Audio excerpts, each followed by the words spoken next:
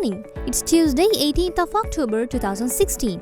This is Sylvia Shivamurthy and you're listening to the newspaper reviews on www.athavan.com.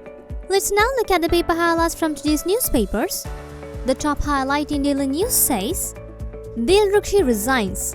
Commission to investigate allegations of bribery or corruption, Director General Dilrukshi Dayas Vikramasinghe tendered her resignation to the President yesterday, CIA BOC sources said. The resignation comes in the wake of strong criticism leveled against CIA BOC by President Maithripala Sirisena.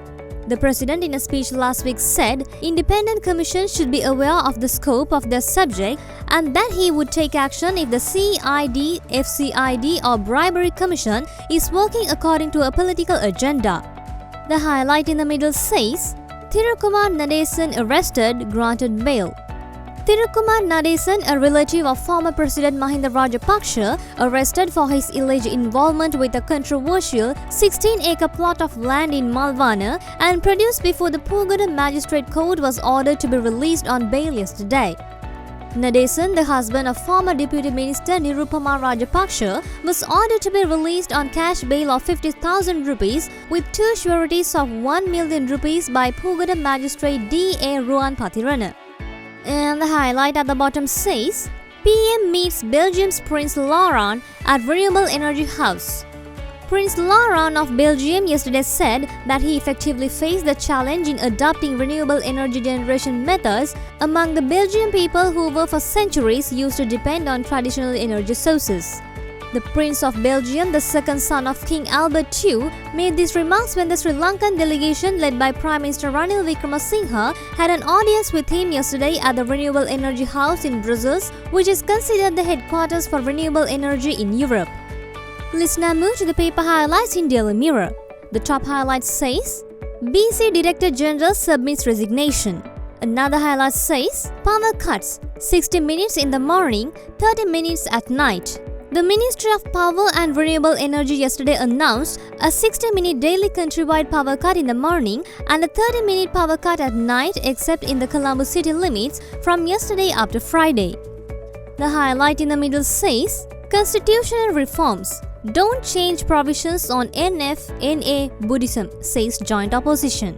In its proposals to the Steering Committee on Constitutional Reforms, the joint opposition has said the constitutional provisions on matters relating to the national flag, the national anthem and the status accorded to Buddhism should in no way be compromised.